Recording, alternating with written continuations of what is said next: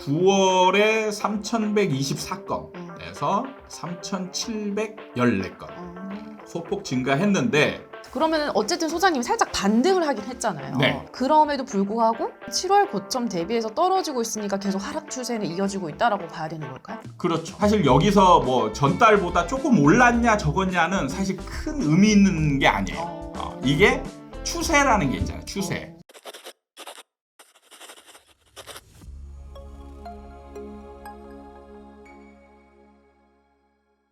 반갑습니다. 아파트 사이클 연구소 소장 이현철입니다. 김나은입니다.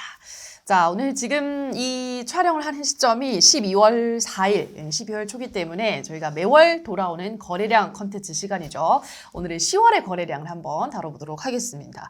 일단 뭐 수도권, 서울 아파트 거래량 중심으로 살펴볼 텐데 이미 이제 지난달에 우리 소장님이 예상을 하셨듯이 9월부터 살짝 반등하긴 하겠지만은 계속해서 어쨌든 하락 추세일 것이다 라고 말씀을 하셨는데 실제로 그렇게 됐는지 한번 살펴볼까요, 소장님? 네, 이번이 이제 보는 게 지금 10월 거래량입니다. 10월. 그렇죠. 9월에 3,124건에서 3,714건. 소폭, 아주 소폭 증가했습니다. 소폭 증가했는데 전전달인 7월에 이 거래량에 비하면 반토막이 더 나 있는 상황이죠. 그러니까 거래량이 심각하게 지금 줄고 있는 추세로 보시면 될 것 같습니다. 그렇네요. 실제로 7월 고점에서 계속해서 떨어지고 있는데 그러면 어쨌든 소장님이 살짝 반등을 하긴 했잖아요. 네. 그럼에도 불구하고 어쨌든 7월 고점 대비해서 떨어지고 있으니까 계속 하락 추세는 이어지고 있다라고 봐야 되는 걸까요? 그렇죠. 사실 여기서 뭐 전달보다 조금 올랐냐 적었냐는 사실 큰 의미 있는 게 아니에요. 이게 추세라는 게 있잖아요. 추세. 올해를 보면 1월에서 2월 볼 때 사실 뭐 이렇게 유의미하게 올라간 건 아니에요. 그렇죠? 네. 근데 12월, 1월, 2월, 3월, 4월 이렇게 쭉 올라가는 추세잖아요. 네, 그렇죠. 그러니까 우리가 추세로 볼 때 계속 거래량이 늘 것이다. 이렇게 예상을 하는 거예요. 흐름이라는 게 있습니다. 그렇죠. 흐름. 그리고 7월을 정점으로 찍고 지금 8월, 9월, 10월 거래량이 줄고 있는 거잖아요. 방향이 이렇게 한번 정해지면 그쪽으로 흘러가는 경향이 생겨요. 그러니까 사람은 그 분위기에 따라서 움직이는 경향이 많거든요. 그러니까 거래량이 좀 주는 분위기다. 그러면 그러니까 강한 매수 의지를 가지고 있는 사람은 거래를 하죠. 근데 약간 긴가민가 하는 사람도 있잖아요. 그렇죠. 그러니까 이런 사람들은 분위기를 보고 하거든요. 분위기를 보고 이럴 때 내가 들어가면 이제 물리는 거 아니야? 이런 느낌을 받는 사람들이 있단 말이에요. 그런 사람들은 거래를 할 때 주저하게 돼요. 그래서 한 달 뭐 거래가 좀 늘었네. 통계만 보고 저기를 한다면 지금 9월에 비해서 10월이 거래량이 늘었습니다. 네. 이렇게 얘기하는 사람도 있을 수 있을 거예요. 그러면 여기에서 뉘앙스는 뭐예요? 상승 움직임입니다. 이럴 수 있잖아요. 그렇죠. 근데 그게 추세를 보면 오르고 내리고를 뭐 조금씩 하겠지만 전체적으로 지금 내려가는 추세잖아요. 그 분위기에서 벗어나질 않았다. 이렇게 보시면 될 것 같고, 네. 그 다음에 이제 서울은 항상 제가 이제 수도권 시장이라고 표현을 합니다. 서울, 경기도, 인천 이렇게 이제 포함한 거의 전체 시장이거든요. 네. 이런 전체 시장에서 경기도에 움직임도 한번 볼 필요가 있을 것 같아서 경기도 부동산 거래 현황을 들어와 봤습니다. 경기도도 서울하고 비슷한 추세예요. 7월에 고점을 찍고 고점 28,579건 최고점 막대 그래프 보시면 이제 가장 높은 거래 위치에 있죠. 그 다음에 8월에 거래량이 좀 줄어요. 25,000건. 그 다음에 9월에 이제 확 줄죠. 17,000건. 그리고 10월에 약간 늘었습니다. 21,000건. 근데 지금 보시면 이제 내려가는 추세이죠.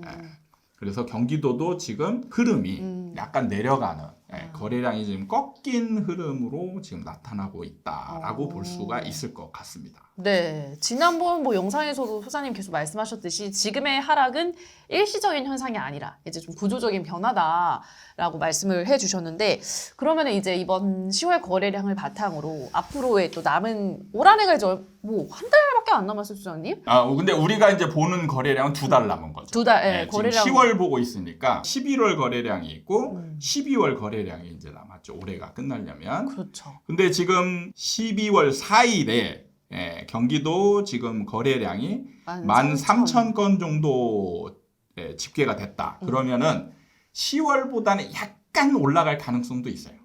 그래요? 10월보다는 서울 같은 경우에는 2026건이잖아요. 그렇죠. 2026건 정도 되면 4,000건에서 왔다 갔다 할 것 같아요. 4,000선에서. 11월 같은 경우는 4,000건. 그러면 또 올라가는 추세라고 생각할 수도 있을 것 같아요. 그럴 수도 있죠. 네. 여기서 이제 12월, 1월 이 추세를 봐야 되는데 되죠. 보통 이제 12월, 1월이 좀 최저점을 찍는 경향들이 좀 많거든요. 그래요. 그랬을 때 더 떨어지느냐. 이런 추세의 움직임으로 여러분들이 지켜봐야 돼요. 그러니까 데이터는 정적으로 절대 보시면 안 돼요. 그러니까 지금 시점에 데이터가 뭐 이러하니까 이렇다라고 결론 내리는 게 굉장히 위험한 거예요. 네. 올해는 이제 어차피 얼마 안 남았으니까 네. 내년 상반기 시장의 흐름 궁금하신 분들 많으실 것 같은데요. 네네. 네, 어떻게 좀 향후 일단 흐름을 보기 위해서 그 위에 보면 아파트 평균 거래 금액 있죠. 네. 평균 거래 금액도 중요한 데이터가 될 수 있습니다. 그러니까 거래량이 줄었다고 하더라도 평균 거래 금액이 늘어요. 그러면 상승 거래가 많이 일어났다는 뜻이거든요. 네. 그러면은 이거는 좀 상승 움직임이 있을 수도 있는 거 아니야? 이렇게 볼 수 있는 거고 거래 금액이 줄어들었다. 그러면은 상승 거래보다는 하락 거래가 좀 더 많다는 얘기죠. 직전 달에 비해서. 그런 의미로 볼 수 있기 때문에 평균 거래 금액도 중요한 데이터가 될 수 있는데 지금 10월 같은 경우에는 9월에 12억 4,796원에 비해서 지금 약 5천만 원 정도 평균 거래 금액이 줄었어요. 그러니까 거래량도 어느 정도 지금 7월에 비해서 많이 줄어 있는데 거래 금액도 지금 줄고 있다는 얘기예요. 어느 정도 하락 추세 이거를 추세가. 볼 수 있는 게 아닌가 예상을 해볼 수 있죠.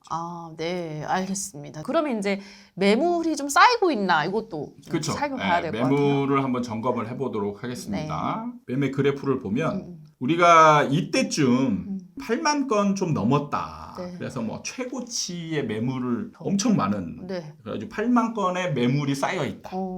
그러면 이제 어떻게 되죠? 하락의 신호로 보나요? 이제 하락 그 폭락론자들은 이것 때문에 이제 폭락을 한다 이런 얘기를 하는데 사실 매물은 시장을 좌우할 정도는 아니에요. 그래요. 그냥 팔고 싶어하는 사람이 많다. 근데 여기서 상황에 따라서 이 팔고 싶은 사람이 많으면 경쟁한다고 우리는 생각하잖아요. 네, 그렇죠. 근데 대부분은 우리나라는 경쟁하지 않아요.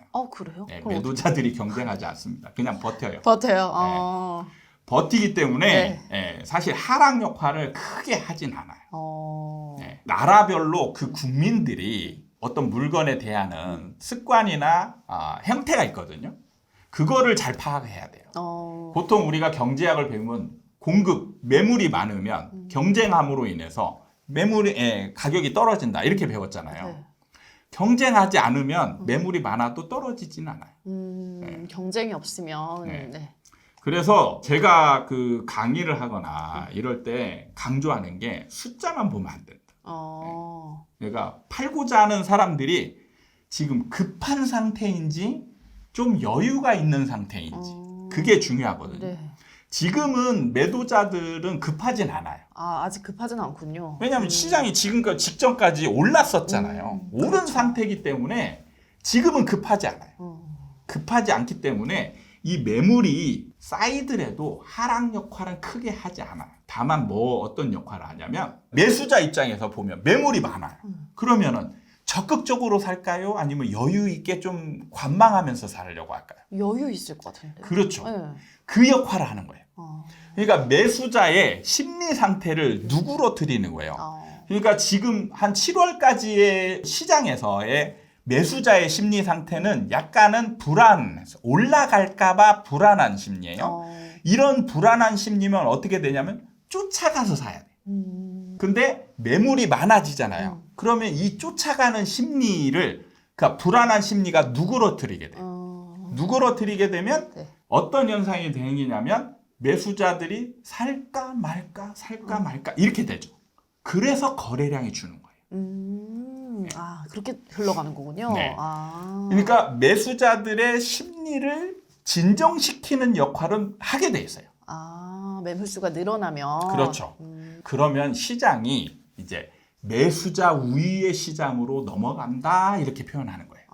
그러면은 올해는 이제 2달밖에 안 남았으니까 내년이 되면 이제 완벽한 좀 매수자 우위 시장을 볼 수가 있는 걸까요? 그렇죠. 이제는 아마 내년쯤 가면 이제 매수자 우위의 시장으로 힘이 조금씩 더 많이 실리게 될 거예요. 그러면 나타나는 현상이 거래가 이제 줄죠. 네. 그리고 거래가 나타나도 올라가는 거래보다는 떨어지는 거래가 더 많게 돼요. 이제는 슬슬. 그러니까 기다렸다 사는 거죠. 그렇죠. 기다렸다 사니까 매도자 중에 이제 이탈자가 생겨요. 그러니까 버틴다고 했죠. 네. 제가 항상 얘기하지만 부동산은 시간적 제한이 있는 상품입니다. 언제든지 내가 사고 팔고 막 팔고 싶을 때 팔고 이게 아니에요. 시간적 제약이라는 게 있습니다. 예를 들어서 갈아타기 하는 사람은 아니면 어떤 분양권을 샀어요. 근데 내가 1주택만 가지고 싶은 사람은 분양권을 가지고 있는데 이게 입주할 시기가 오잖아요. 그러면 기존 집 팔아야 되죠. 그러니까 시간적 제한이 있는 물건이에요. 그러니까 시간의 제약에 걸리더라도 내가 좀 그냥 다른 걸로 극복해보지 라고 생각하는 사람은 여기서 적극적인 매도 행위가 안 나타나죠. 근데 시간의 제약에 걸렸는데 내가 이걸 해결할 수 없어요. 그런 사람은 이제부터 적극적인 행위가 나오겠죠. 한마디로 쫄리는 사람이. 그렇죠. 쫄리는 사람이 있는데 나온다. 매수자가 밑밥만 저기 하지 막 이렇게 건들질 않는 거예요. 그러면은 내가 이 사람들한테 메리트를 줘야 돼. 그쵸. 그 메리트라는 게 뭐예요? 가격이죠. 가격이죠. 가격이 싸야 이 사람들이 건든다.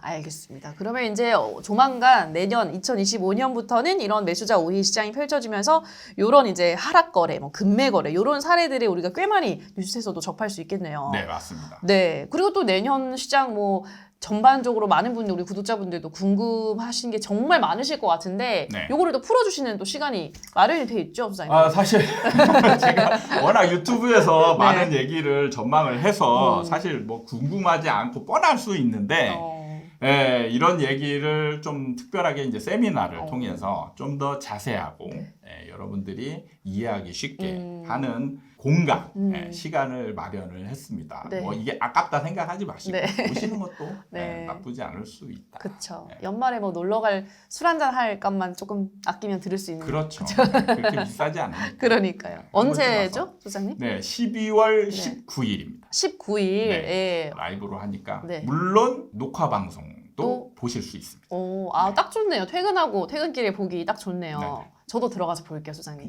우리 아나운서님 공짜로. 이런 또 폭지가 있어야죠. 일할 맛이 나니까. 네. 알겠습니다. 저도 또 한번 2025년 소장님이 풀어내시는 인사이트 아마 많은 분들이 또 궁금해 하실 것 같은데 이번 기회 놓치지 마시고 저와 함께 재밌게 한번 들어보시면 좋을 것 같습니다.